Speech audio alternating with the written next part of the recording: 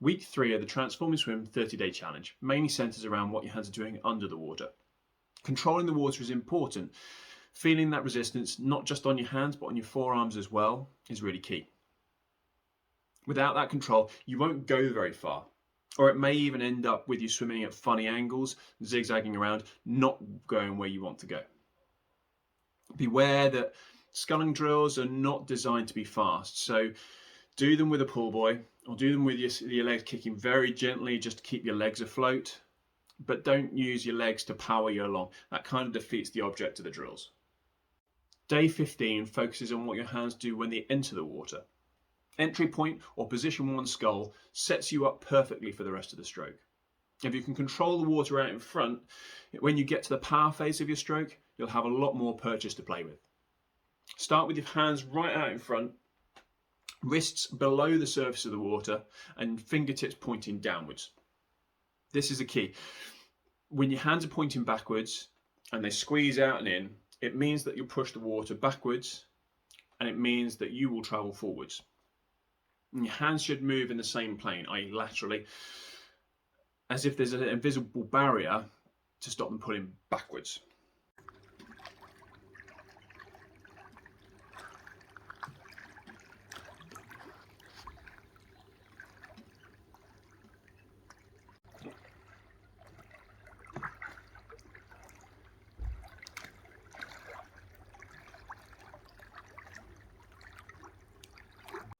You could do this for 5 or 10 meters and then break into full stroke.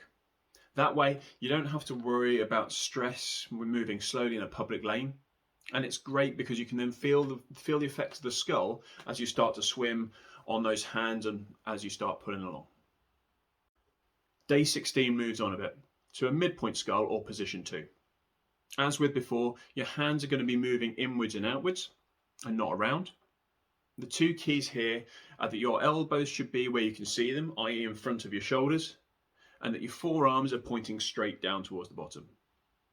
If that means that you need to push your hands further down to allow for your shoulders to work, then that's okay. Everyone's got different levels of mobility and flexibility around the shoulders.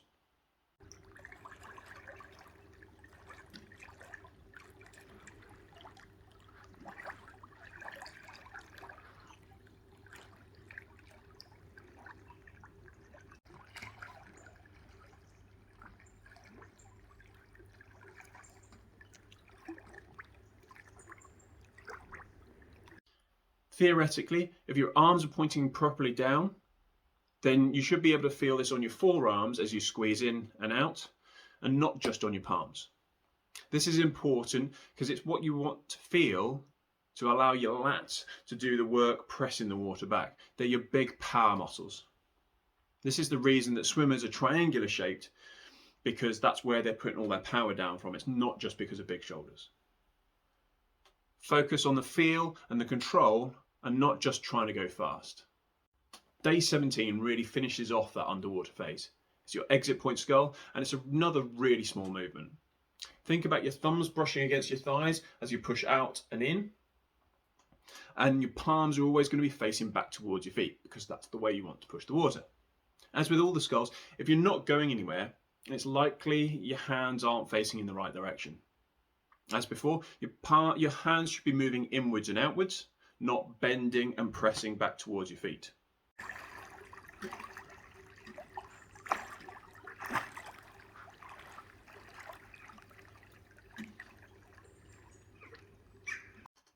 All three sculls are important in their own way. Without that entry point scull, you don't have control of the water when you get to your power phase. Clearly, the middle of your stroke is important. That's where your prime movers are in the stroke. That's where all the power is going to come from your back muscles. But without that exit point scull, you don't finish off the stroke, you lose that acceleration, and it makes it a lot harder to get your hands out of the water. Day 18 links all the sculls together, a continuous scull. Hopefully, if you do the individual movements followed by full stroke, you'll have an idea of how they fit into your stroke. But by doing a continuous scull, it should give you a smooth transition. Start at the front, doing an entry point scull, palms always facing backwards.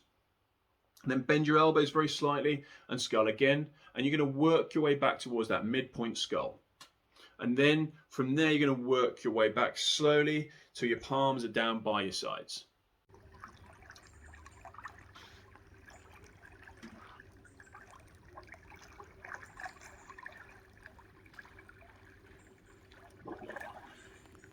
Hopefully, you'll feel an acceleration as you work through the stroke. I liken it to pedaling on your bike. At top dead center of your pedal stroke, you have no momentum and your legs are all tucked up, your hips tucked up, your knees tucked up, so those big muscles can't really push. As you come down through the pedal stroke towards 2, 3 o'clock, those quads can push, your glutes can push, your calves can push right down on the pedal, and that's where you get the power. It's exactly the same through your swim stroke. As you enter the water, you've got very little leverage, your arms fully stretched out, you've got very little control of the water. Once you start coming back to when your hands under your nose, that's where the power kicks in and the momentum works for you. You can accelerate over the top, you can lever the water back towards your thighs. Day 19 was thinking about your entry and your wrists, keeping everything firm, strong and in line. Doing this helps minimize your risk of overreaching or overstretching. If you aim deeper into the water and keep your wrist nice and strong, it will mean that you can roll straight into the next stroke without any dead spots or pauses in your stroke. The more you reach forward, the more likely you are that your wrist ends up above your elbow or above your shoulder, and it makes it very difficult then to get hold of the water into the next part of your stroke. Day 20 brings in a coaching cue that I like to call the elbow nudge. When we pull through the water, we want what's commonly known as a high elbow. And this means that you want your elbow above your hand for as much as possible of the stroke. Unfortunately, the majority of people claw at the water, they try and pull at the water, and they try and grab as much as possible. And what happens is they end up like a T-Rex. So they're only ever using their palms and they're dragging at the water from the shoulder. So it means that you don't really get as much power and you reduce all your leverage. When you reach into the water, think about nudging your elbow out to the side. Imagine that you're nudging a friend or a significant other to get their attention. It's not a forceful act, you're not trying to break somebody's nose. The idea is just to break the elbow. If you imagine your arm stretched forward in the water, your elbow is actually hinged sideways. So it's quite difficult to get your forearm pointing down without thinking properly about it. Day 21, the end of week 3 of the challenge, is an exercise you can do to simulate at least the position you want to be in underwater, even if the resistance or the power isn't necessarily realistic. This is something you can do in most pools, and it's something you could do at the start of a length to assist with the proprioception, to get a feel for the movement and position that you want your arms to be in, and then you can put it into practice. Place your hands and forearms on the top of the deck of the pool, making sure your elbows are at right angles and your hands pointing forward. Then press down with your forearms against the pool side to lever your shoulders and back out of the pool. Slowly lower it back down.